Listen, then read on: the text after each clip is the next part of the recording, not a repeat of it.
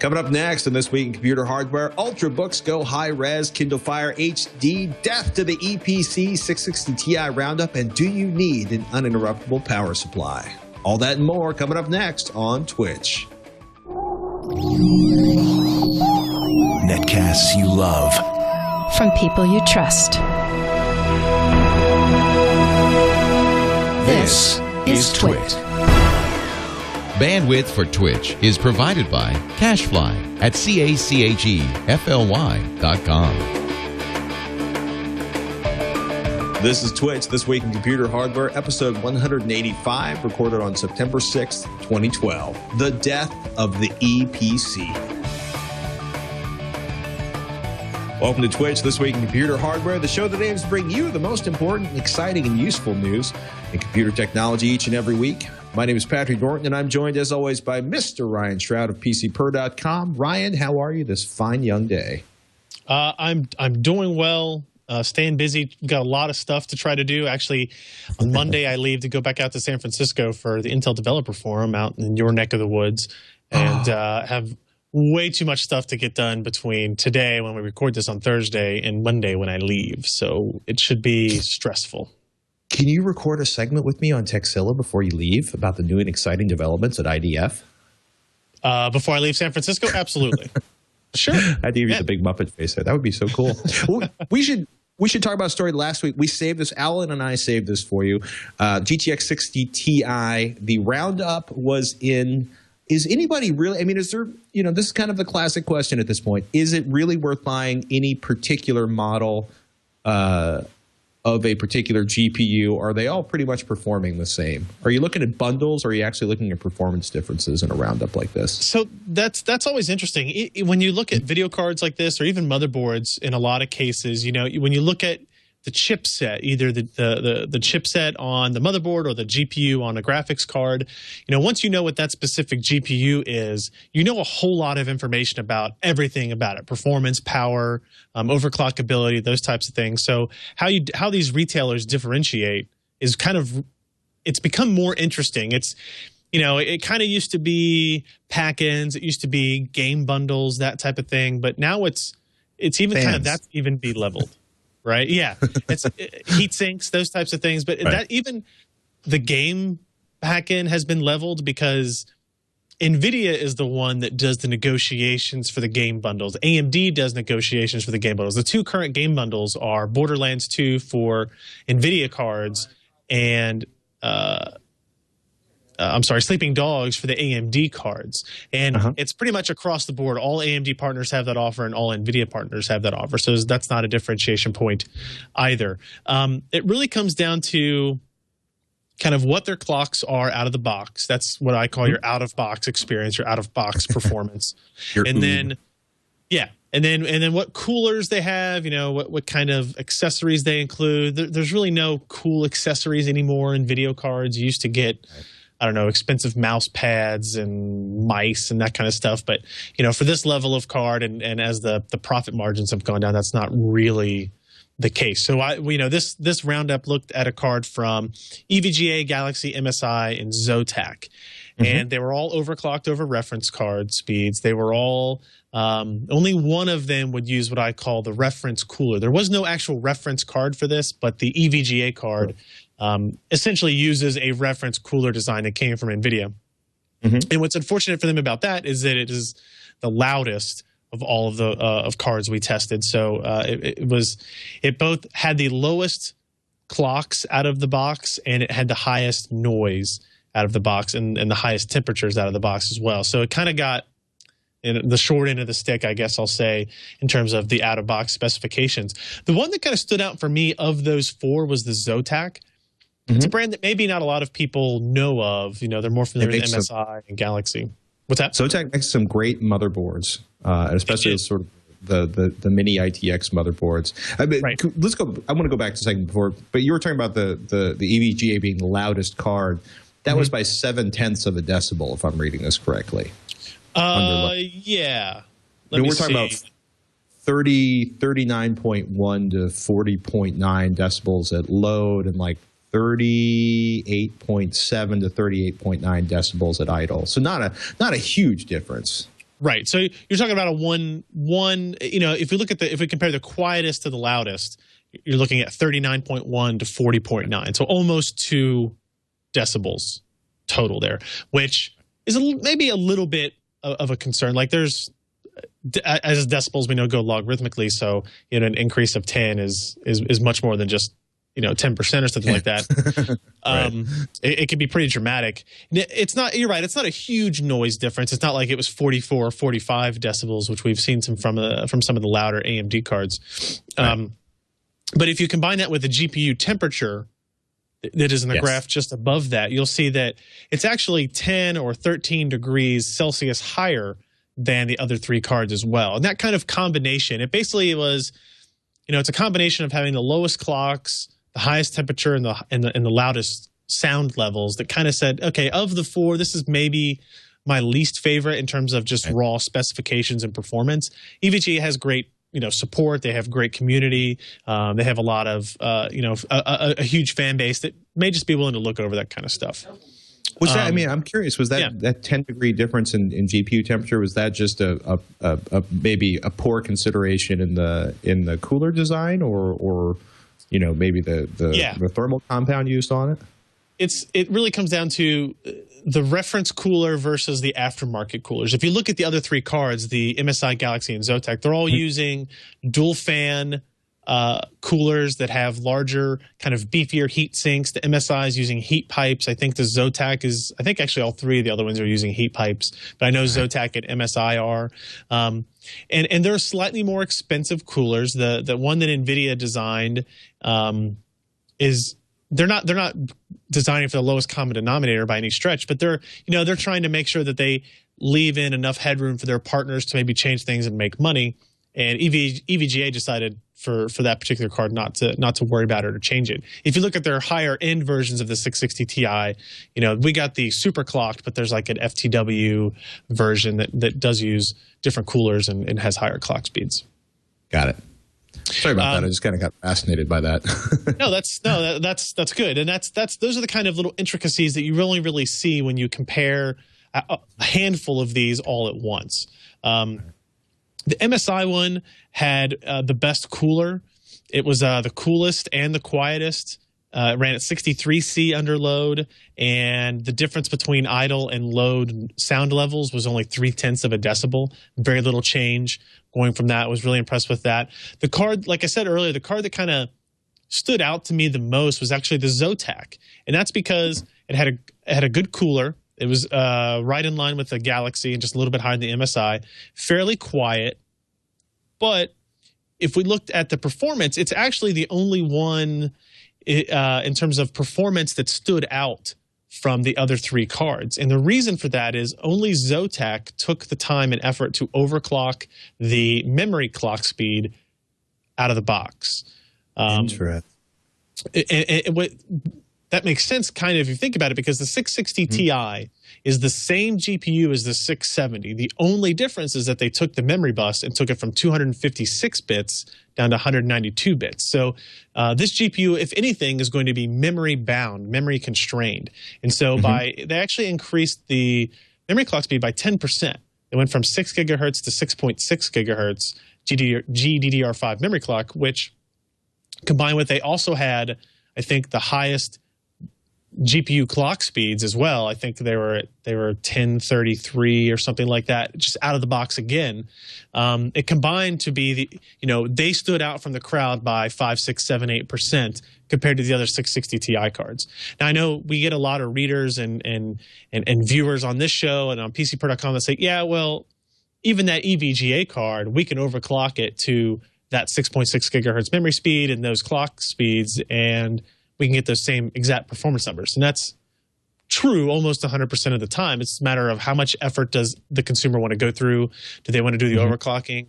You get at least some kind of comfort level knowing that Zotac is going to guarantee this overclock, that it's stable, that it's been tested. But yes, you still have that capability to run those clock speeds on any of these cards. And if you look at the overclocking results, which I think is in the second to last page, you'll see that if we look at, where is it at, the maximum stable clock speeds, they're all relatively close. The EVGA actually had the second highest stable clock speeds for me, even though it had the highest temperature, right? So again, you get a little bit of the random selection of which specific GPU you're getting. And, you know, other little things that kind of come into the mix there. The Zotac overclocked the most. Again, another plus for it on its side. It overclocked the highest. It was relatively quiet. It wasn't the quietest. But it did have a custom cooler on it, and then it had the best performance out of it. And what was interesting is, if you know, you kind of think about it, all of these cards had the same price. When we published this article, I don't know if I can say that for sure 100% today, but when we published it, they were all $309 at Newegg. So if you're just a consumer that has no brand loyalty and you come into this equation, you're like, well, okay, of these 4 cards, which one am I going to buy? I'd probably say the Zotac is number 1, followed by either the Galaxy or MSI as your second place options, and then EVGA maybe a little bit behind that. You know, all kinds of other things come into play. If you've had great experience with EVGA cards in the past, you know, I totally understand why people would make that decision and stick with that brand. But it's hard for these guys to differentiate, but they're finding ways to do so. It's interesting. The Zotac is actually down to $299.95, while the other 3 cards are still at $309. So. Yeah, the Zotac is becoming even more and more compelling. It's interesting because you look at a brand like Zotac, and like I said, you may not have known that they made video cards. You may not have known that they made motherboards or small form factor machines, and so that puts a little, puts people off. You know, some just like, you know, you go with the brands that you're familiar with, and EVGA is the biggest name brand in graphics cards at least in the U.S. market. So, you know, Zotac realizes that even though they make a really good product, they've gotten really good reviews, that they need to, what's that last push to urge that consumer to try out their product, right? Well, if you take $15 off the price, that's certainly going to be one way to do it. That is compelling. If you're wondering how high the resolution on a notebook can get, Samsung's trying to answer your question at the Internationale Funkausstellung Berlin, aka the IFA 2012 Electronics Show. Samsung showing off a Series 9 Ultrabook. We actually had a somewhat lower resolution Series 9 Ultrabook on TechZilla this week. A WQHD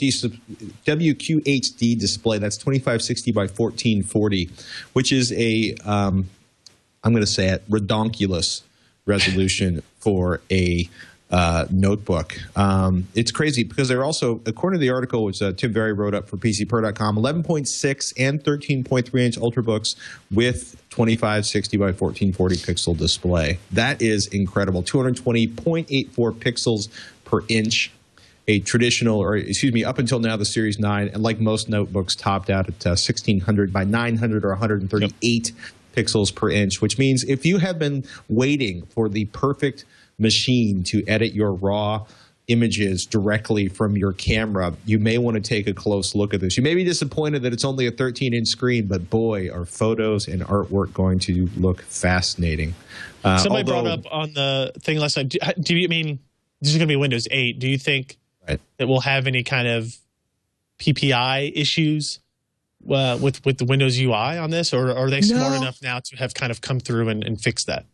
Well, my understanding is Samsung has actually modified the trackpad, or basically the trackpad that's included on the current Series 9 Ultrabooks is actually designed to do, sort of work all the way off the edge to use Windows 8 gestures effectively.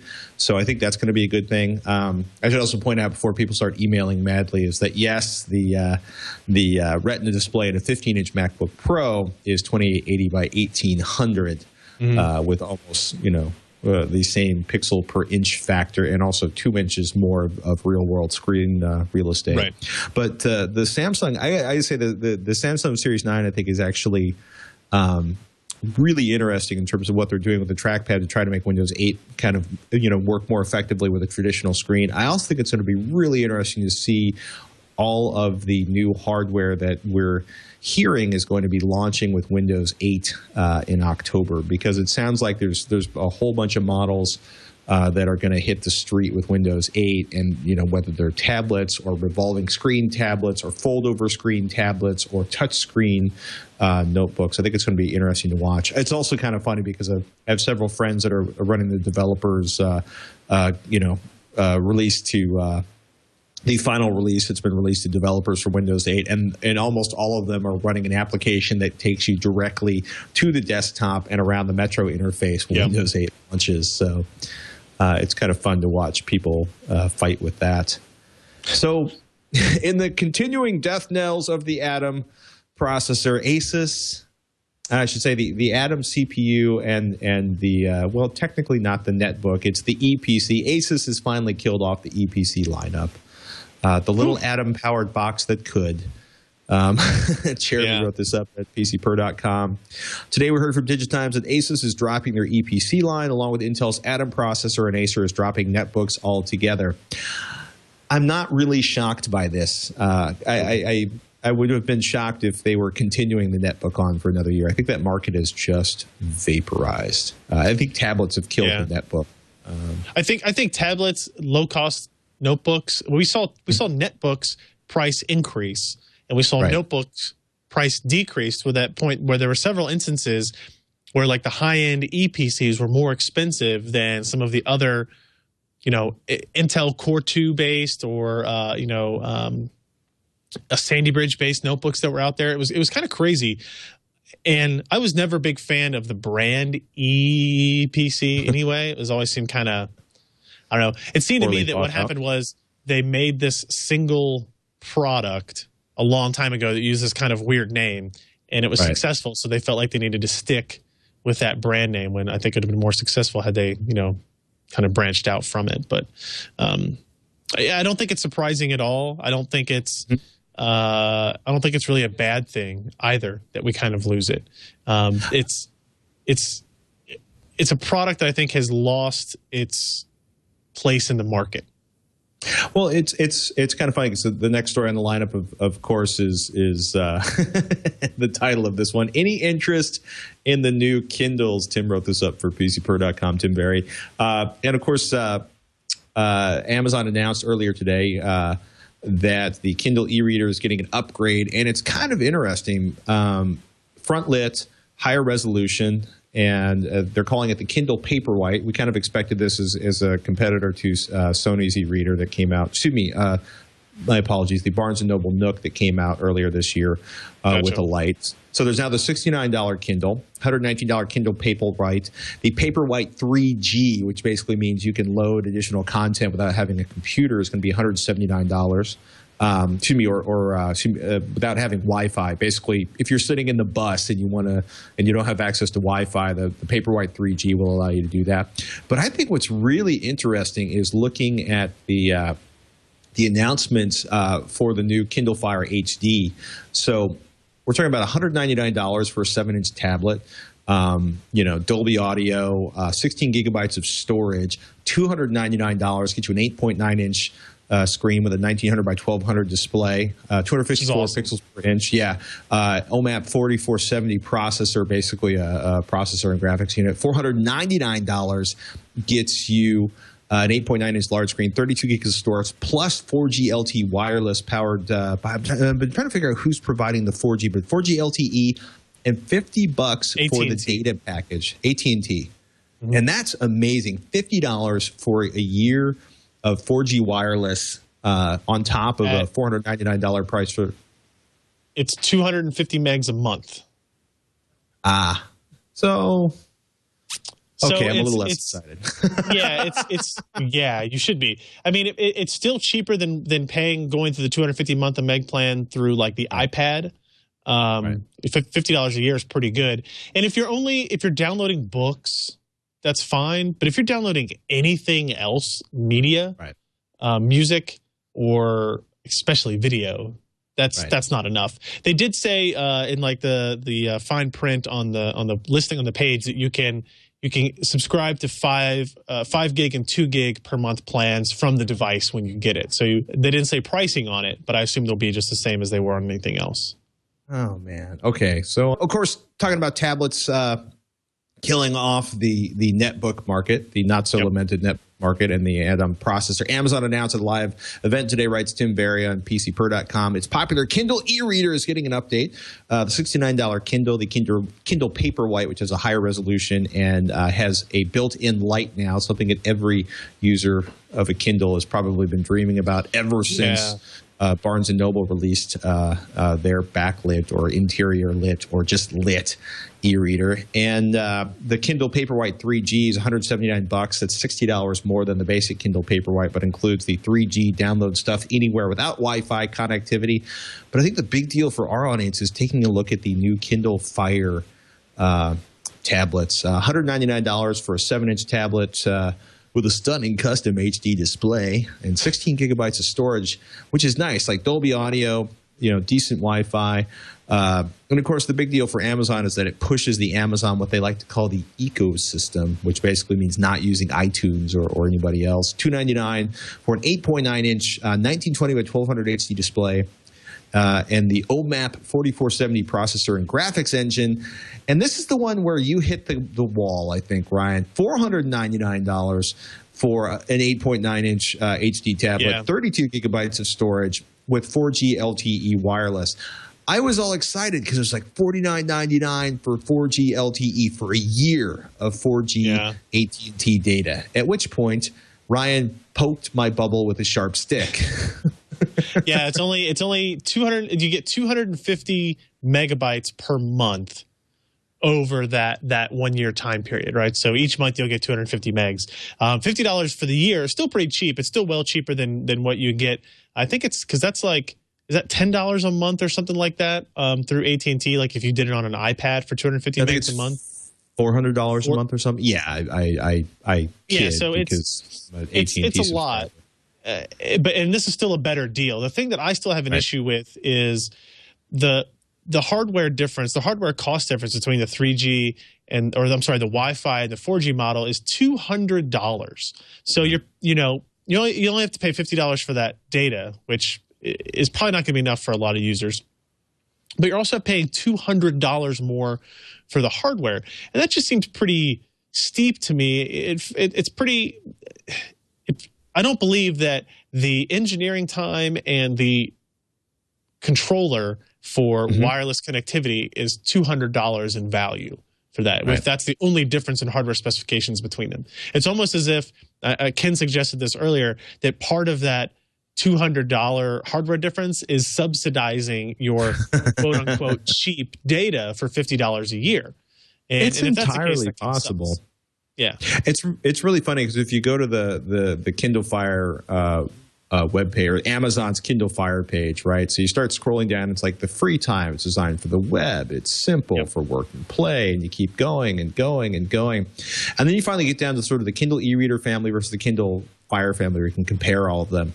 And it's like, so the Kindle Fire, $159. 1024 by 600, the 7-inch Kindle Fire HD, 1280 by 800, 11 hours of battery life, and you get over to the Kindle Fire HD 4G, and all you see there is, there's no information on battery life yet. So I almost wonder if they had to expend a lot of money on a battery, because 4G, I have yet to see a 4G modem that did not suck down the power in a painful and uncomfortable way. That's very true. Right, but like at this point, because they're like 8.5 hours for the basic Kindle Fire, the Kindle Fire HD 11 hours for the 7-inch one, and then there's a big giant empty space where battery life should be for the 8.9-inch Kindle Fire HD. That is kind of damning evidence, isn't it? Does it list weight at all for both of them? 20 ounces. They're 20 both ounces the same? for both. Yeah, Okay. It's kind of like the dual core 1.5 gigahertz OMAP 4470s, dual core. For the 8.9-inch screen. For the 7-inch screen, the 1.2 gigahertz OMAP 4460, 16 or 32 gigabytes on the Wi-Fi device, 32 or 6. Okay, so wait. So that's actually one difference there, is you're getting 32 gigabytes of storage instead of 16 gigabytes of storage. Oh, so the 4G starts at 32 gigs instead of 16? 4G starts at 32 gigs. This must be very exciting for everybody in the Twitch audience. Yeah, as we read through 1920 by 1200 screen. Gotcha. Nothing says exciting television. Yeah, Kindle Fire HD is $299 for the 16. gigabyte version. Okay. Okay. So for $200, you're getting the 4G capability and 16 more gigs of storage. Doubling your storage capacity on the go, Ryan. That makes it better. That definitely makes it a better proposition for me. I still don't think it's worth $200, but okay. Well, fine. If you spend a lot of time on the bus, maybe it's kind of. I don't know. Yeah, and I know. I don't think we mentioned this when we talked about the 250 megabytes per month plan, but they are going to offer 2 gig and 4 gig plans as well. But we don't have pricing on those yet. I assume they'll be the standard AT&T data pricing, so expensive. Yeah, painful and expensive and cruel and unusual. Yeah. Which does not, by the way, bring us to the Haswell CPUs that are coming up. Are you saying they're actually producing 10-watt parts? So they won't all be 10-watt parts, but okay. The story that actually came, I think it was from The Verge, and they sourced somebody else, was that they were talking with somebody about Intel Developer Forum coming up next week, and one of the things that came out was that they were going to have a Haswell processor, which is Intel's next generation architecture after Ivy Bridge that's out currently, that will run at 10 watts. And that's significantly lower than where we're at with Ivy Bridge. I think you can get Ivy Bridge at 35 watts, maybe 25 today.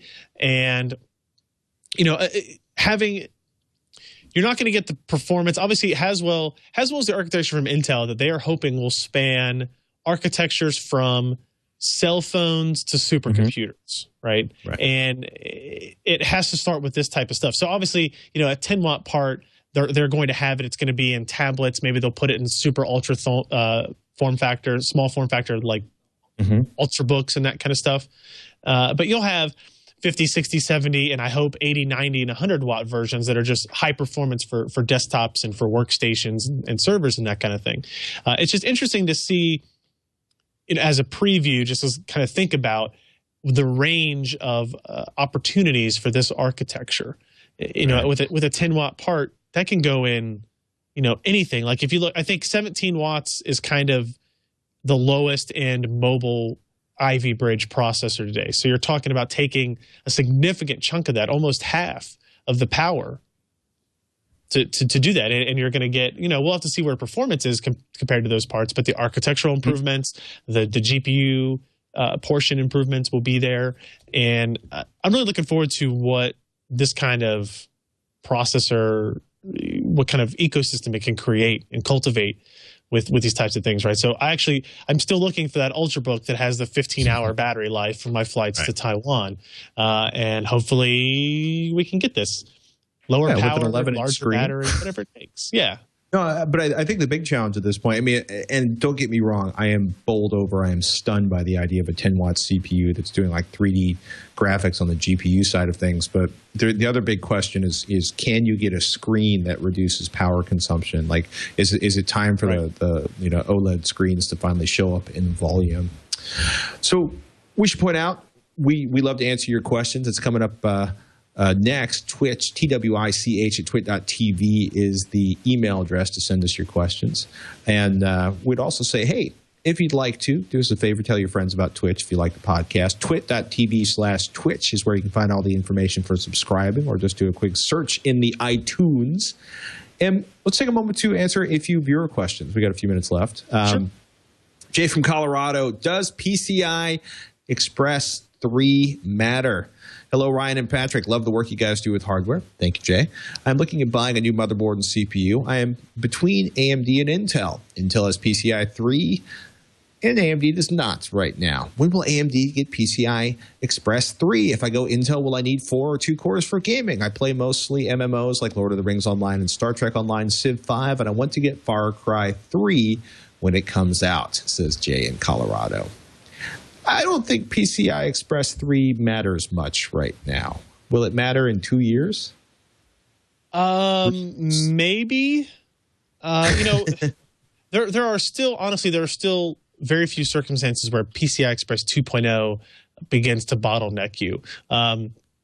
If you're talking about multi-GPU solutions, Crossfire SLI, even 2 GPUs struggle to kind of saturate what a by 8 PCI Express 2.0 bus. When we get into 3 GPUs, that's when you start getting into enough cross traffic where bandwidth is really a concern.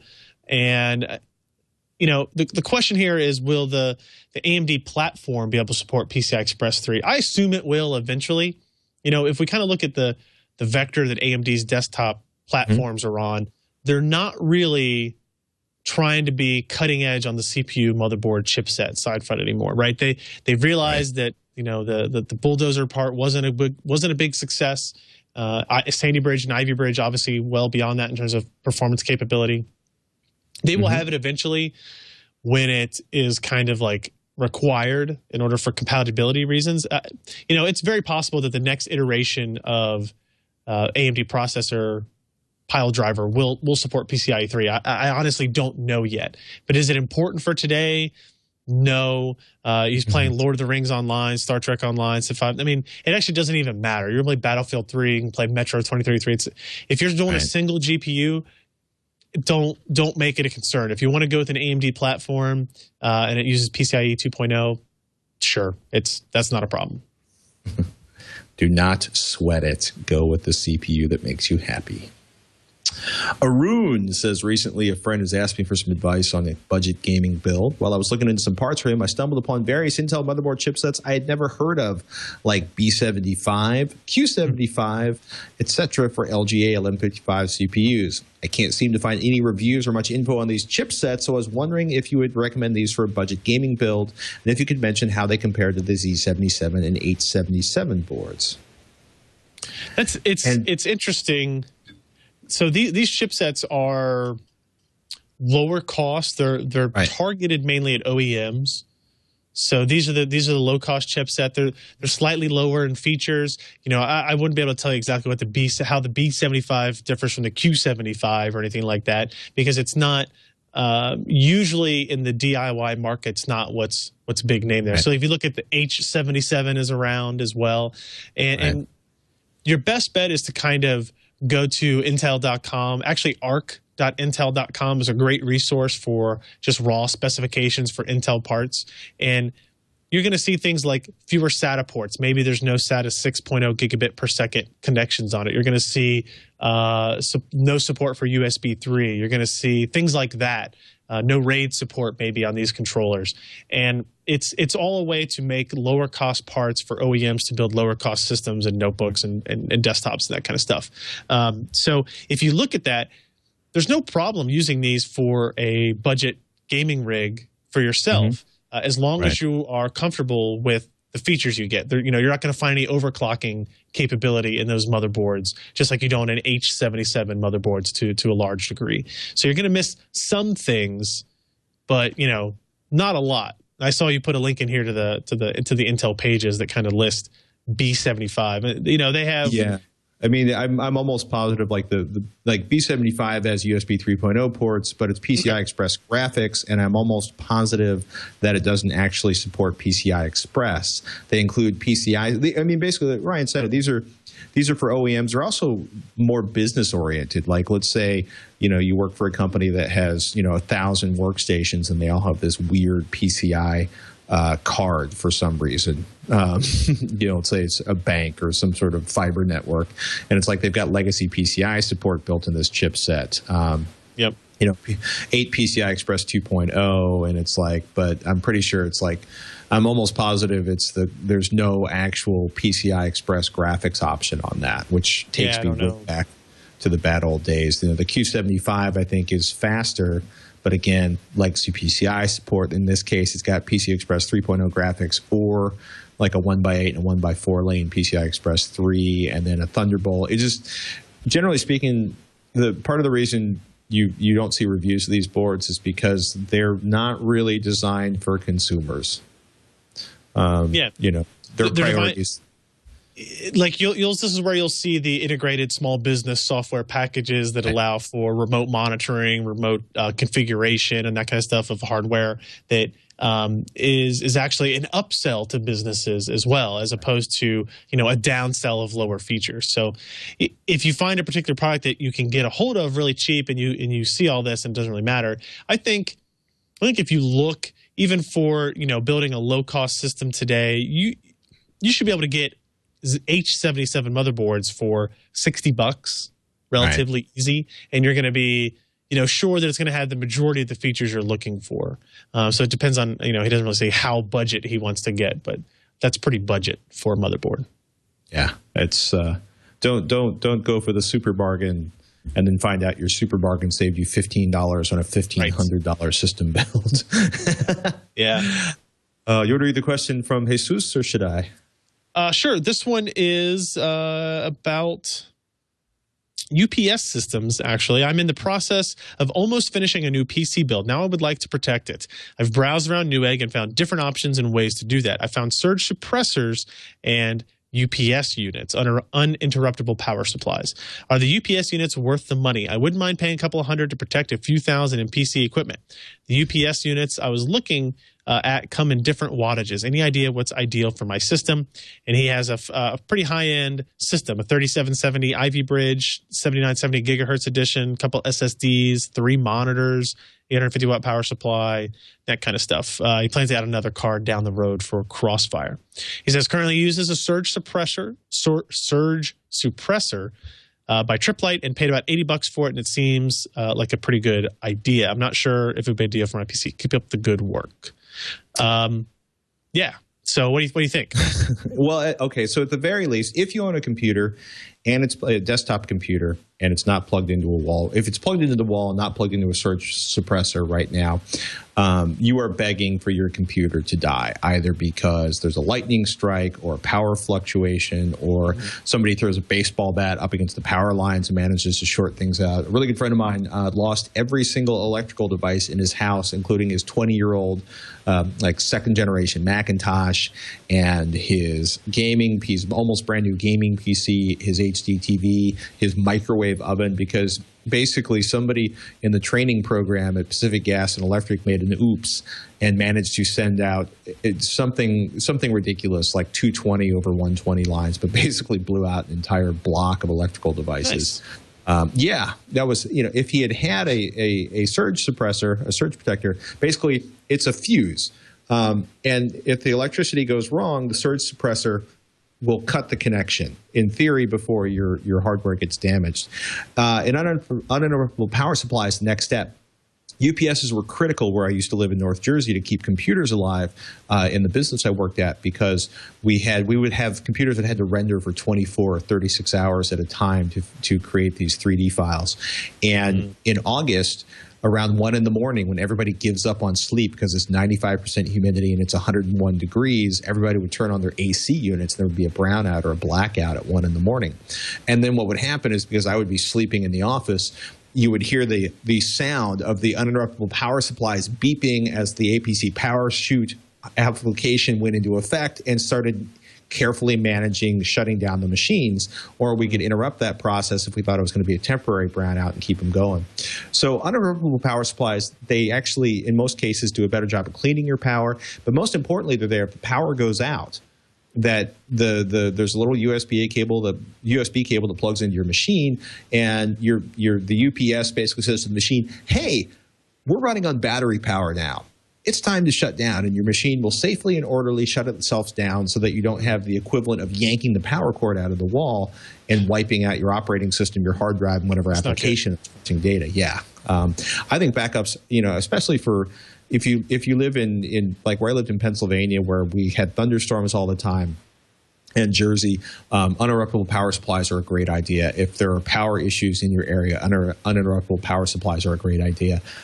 If you're worried about the quality of the power, the high-end ones are a little different from the consumer ones. The really cool high-end ones basically they set it up so that the electrical mains charge the battery, and the battery powers an inverter that powers your computers, so that never the twain shall meet. You always have this perfect sine curve of electricity. But yeah, I think UPSs are a great idea. Sizing them is really simple. If you go to, I'm a big fan of APC's UPSs. Go to apc.com/tools/UPS_selector, which there should be a link to on like every upper right hand corner of every web page on apc.com. and you basically you choose where you are, and it's kind of funny because when you select your protection needs, you can see this awesome server room or data center. If you want to see something really cool, something that's designed to keep like 4,000 computers running for an hour is pretty crazy. But normal humans are going to click on PC or workstation, and then you can basically select all of the different elements. So you'd be like a desktop. I've got a 24-inch monitor or let's say a 30-inch monitor. I've got an Intel Core i7 900XM. I've got, and you go through and you fix this out and you tell it how long you want it to run and how much extra power you have if you expect to add additional devices. And it tells you how much you're going to spend for how much battery life. So obviously I'm a big fan of the UPS. I think it's a good idea.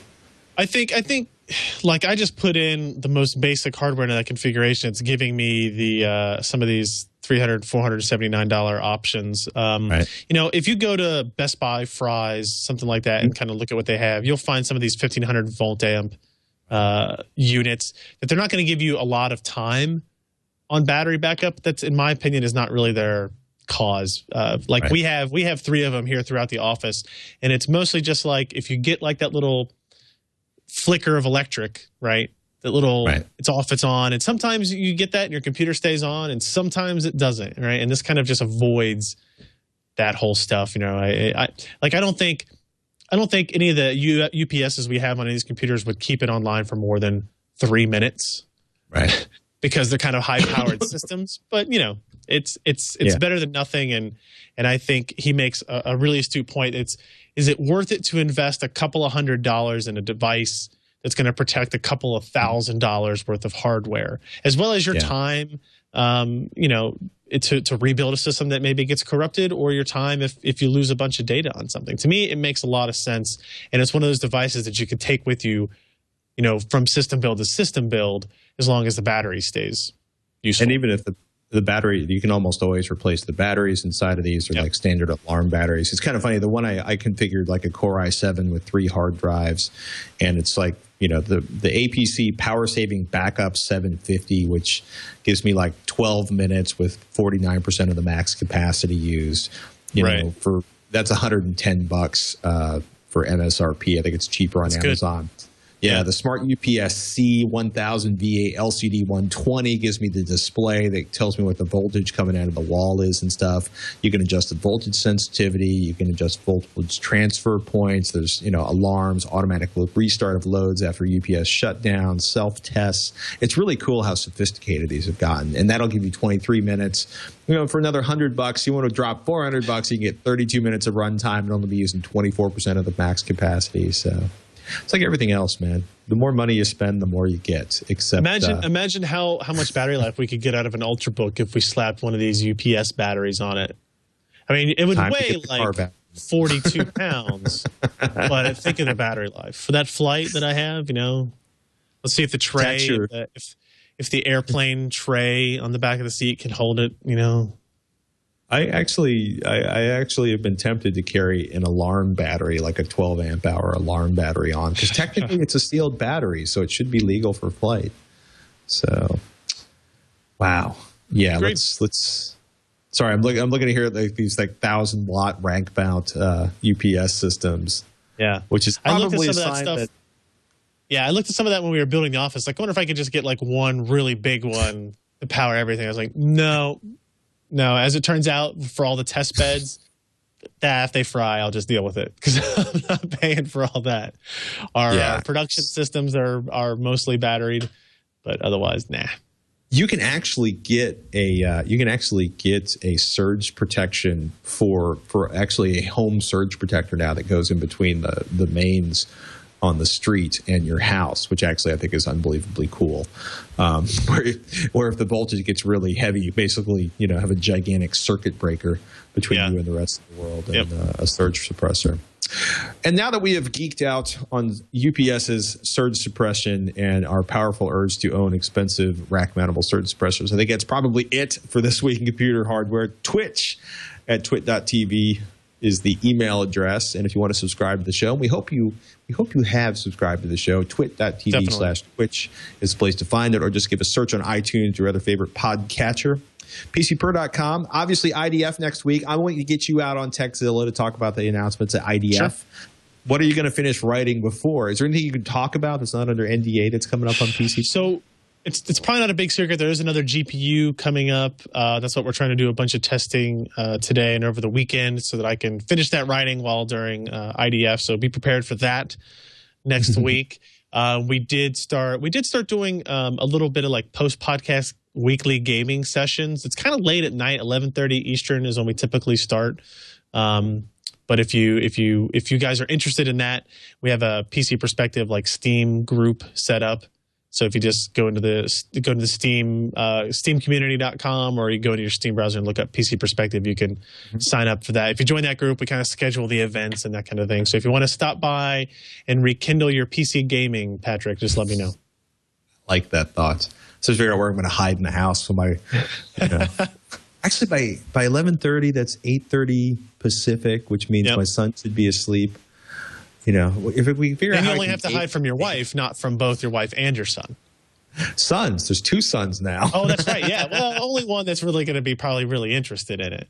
I just need the baby harness. Put the baby in the baby harness. That'll be great. That'll just thrill my wife. iPhone 5 coming out Wednesday next week. We're going to be doing a special on Revision 3 on TechZilla for that one. And Sasha Sagan's going to be on and talk about that. Anthony from Rev3 Games is going to be on to talk about. We finally got somebody to talk about the Oculus display.